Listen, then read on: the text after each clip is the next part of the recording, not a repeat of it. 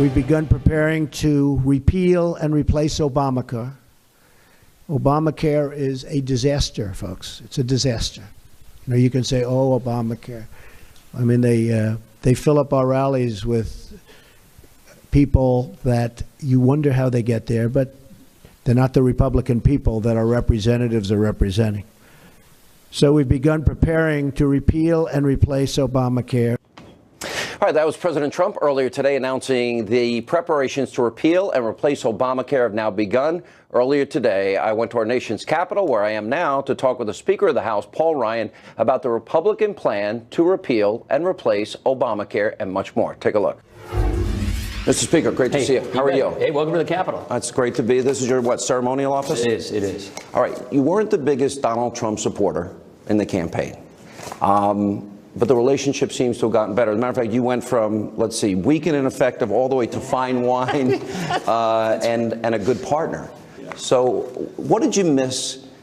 Do you regret not going in deep before him? What do you think of him now? Well, we tried to at the end, but schedules, we were going to do this big event in Wisconsin at the end, but they ended up deciding to go to Michigan at the last minute because they thought they had a shot at Michigan, and it was a good decision because they won Michigan.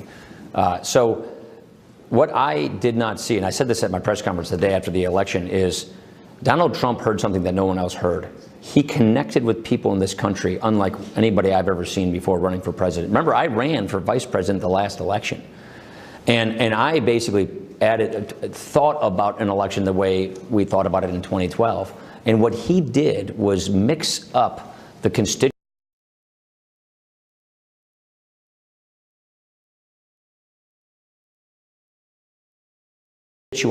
the vote coalition. He spoke to people who felt like they hadn't been spoken to in years, and he gave voice to people who felt like they were voiceless.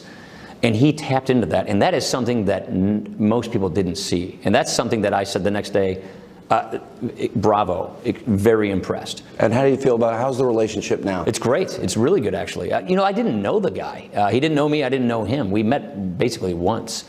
And so what we've been doing, we speak constantly. We talk all the time. We're working on the same plan. What I did during the transition with my counterpart in the Senate, Mitch McConnell, is we put together a 200-day plan for the president to get this agenda that we all have agreed on through the system. And we're exactly on track and on our timeline with that agenda. Well, that's really the biggest part of what I want to discuss today, because let's go through what Donald Trump has done. He started executive orders, eased the burden of Obamacare, impending actions to freeze, get rid of 75% of all regulations.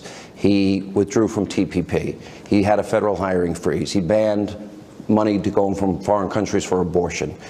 He signed executive action for Keystone, for the Dakota pipeline. He issued executive orders on the construction of the border wall. He stripped money from sanctuary cities. He's taken action, as we all know, on an extreme vetting, and we'll get to that in a minute. He used executive action to rebuild the military. A plan will be on his desk in 7 days to defeat ISIS.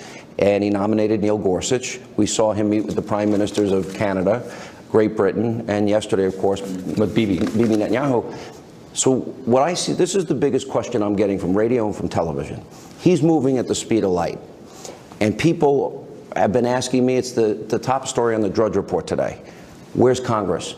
Because for 8 years, you guys had a plan. You kept saying and promising you would repeal, replace Obamacare. Mm-hmm. And I guess what people want to know is, when are these things going to get done? We're exactly on the timeline that we designed for ourselves. Obamacare is coming next. The reason— Starting today, really. Well, no, our bill is coming in March. Right. So the reason we're doing regulatory reform right now is we have a certain window of time where we can go back into the Obama administration and cancel their regulations. It's a law called the Congressional Review Act, and it has a shelf life for just a couple of months. And so we've been consuming February and March as regulatory reform, going back into the Obama administration and canceling their regulations. And so first, it's regulatory reform because we have this window of time to cancel bad Obama regulations. Then we're doing Obamacare. After we're done with Obamacare, then we're doing our budget. And our budget is the second budget, which will be tax reform. So we're doing 2 budgets in 1 year, which has never been done before. This is faster than has ever been done before. So you have to understand there's a legislative process, and we have all of these things we ran on that we said we would do. We're now in the middle of doing those things, And January and February is the regulatory stuff, because the clock on the ability to go after Obama regulations ends soon. All right, here's the big question. The president ran on an agenda. You said he touched or tapped into something that other people missed. Well, we have 13 million more Americans on food stamps, 8 million more in poverty, lowest labor participation rate, lowest home ownership rate in 51 years. So here's my question. Donald Trump runs and he says, I'm going to build a wall, repeal and replace Obamacare. Right. He says, I'm going to vet refugees. I'm going to make America energy independent. We're going to go from 7 brackets to 3, corporate tax rate 15%, allow repatriation at 10% for multinational corporations. He runs on education back to the states, fixing the VA, building up our military to have a stronger military. This is the question that I think conservatives and Americans, and I would call this the forgotten man election, they want to know, and this hopefully you'll answer today. Because I heard everything from Obamacare will be done day 1 to the spring, to the summer, to by the end of the year. And so it's been all over the map, not just from you, but from other people. I also heard people say... It hasn't been all over the map from us, from me. Okay. Well, it's been members all of over Congress... the map for the press. It's been all over the map from rumor mills. But from us here in Congress, we're exactly on the timeline that we laid out for ourselves. When I heard repair, my head nearly exploded. That's not the plan. The plan is to repeal and replace this law. Like we said, we ran on a plan to repeal and replace it.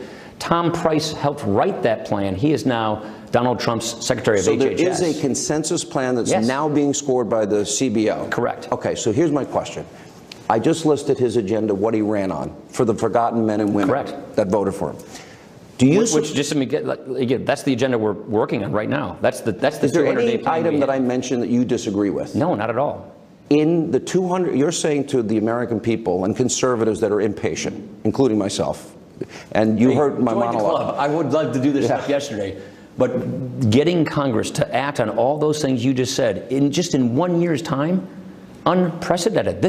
We do these things. This will be the most productive presidency and Congress in our lifetimes. That's my question. You agree with every item I mentioned, even extreme vetting? Yeah, we passed that bill a year ago in the House. I know you now agree with building the wall. Yes, you have. By the way, I did back then too. But that was in the plan that the House Republicans ran on. That was in Donald Trump's plan. It was supposed to be done in 06. It's actually a bill I voted for in 2006. But the problem we had since 2006 was Barack Obama was our president. Now we have a president who's actually serious about securing the border. And coming up, more of my sit-down interview with Speaker Paul Ryan, and also tonight.